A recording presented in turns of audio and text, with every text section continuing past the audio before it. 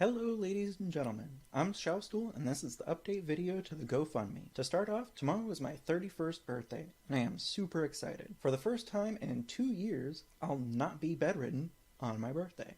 I will, however, be, staying home though because there's presently a measles outbreak here in Washington state. And through a order from my doctor, I am not to go to the ER, urgent care, or public spaces unless I absolutely have to. The reason for this is that because I have Crohn's disease, I have to take immunosuppressants to help my immune system stop attacking itself. So as a result, I'll not be going bowling like I wanted to, which isn't too much of an issue because I'll be staying home and as a result, I won't be getting sick. And that's the most important thing right now, as my health is like right on a knife's edge. Next up, I have some really good news as we finally have a programmer. It's been several years, but I have one, and this is really good news for me because it gives me a reason to work on Space Engineers mods again. And I was kinda in a limbo of sorts with modding. I wasn't really wanting to make anything for Space Engineers because it just wasn't really appealing to me anymore. I made pretty much everything I wanted to. I don't play it anymore. I can't play it because of how bad my connection is at home. But that doesn't matter because I have this programmer now and we've been working on projects. He saw I was looking for help through my force field mod on the Steam Workshop for Space Engineers and things have pretty much gone from there. The first thing we did is we worked on my Spotlight turret mod for Space Engineers and added a whole bunch of extra functionality to it as well as improving some small details. It properly tracks targets now like it should in other missile turrets. It now has RGB functionality for the light so you can actually, color it instead of it just being white. It saves its settings when you save and exit the game, so when you come back in, your lights are pointed and doing what they were doing before, with certain exceptions. We may end up doing more to it, but right now it's in a fairly good spot. It's not having too many issues. It's functioning well. If we receive any more error reports from users of the mod, then we'll actually end up going through and checking it out and seeing if we can fix anything that anybody's reporting. Next, we started working on a new mod per the request of the programmer.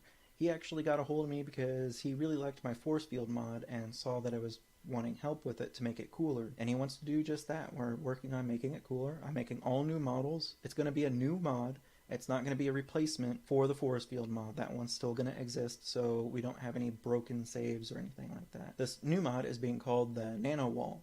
If you've seen the Doom movie with The Rock and Carl Urban, then you know what I'm talking about. Essentially, this is a wall or doorway where when it is off, it is opaque and doesn't take damage from bullets, and it pretty much acts like a wall. However, when you turn it on, it becomes kind of transparent, where you can kind of see through to the other side. If you've ever looked through that glass that kind of warps things on the other side of it, then you know what I'm talking about. So it kind of looks like that. Well, for Space Engineers, we're working on making it so you can have the wall be whatever color you want it to be, whether it's the transparent version or the opaque version. We're also looking at adding some extra functionality to it if we can, and there's all kinds of things. It'll be a lot easier for players to actually place and repair and deal with the nano walls than the force fields because they actually have physics when they're off. This is, however, a downside to existing designs, as this means that if you don't have power to your ship or your space station, your hangar will be forced closed and you won't be able to open it until you can actually properly power it. While that doesn't actually seem like too much of an issue, my previous force field mod was always on. You'd be able to use them in a structure that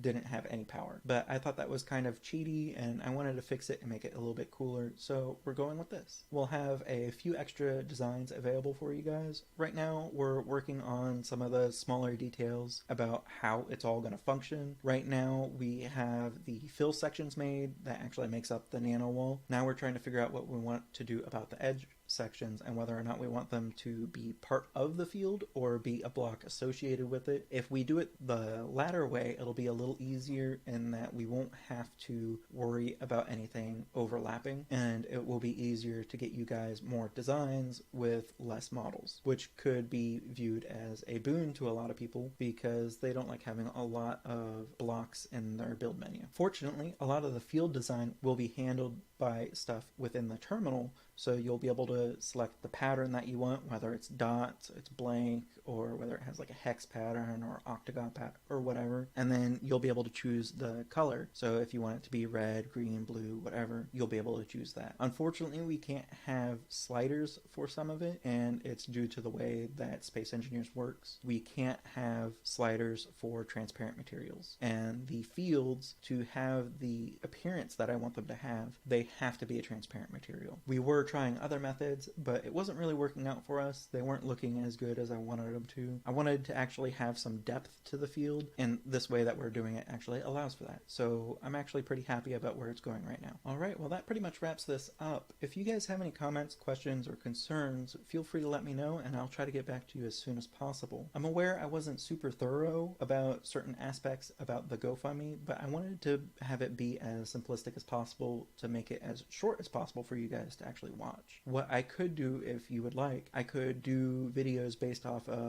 the individual game elements that I'm planning on adding. If you think that's a good idea, feel free to let me know and I will work on it. Also, be sure to join my Discord, as it is the best way to get a hold of me and we can talk about whatever, whether it be modding Space Engineers, modding Fallout 4, or working on Project Universe, or whatever. That's all for now. You guys take care and I'll see you in the next one.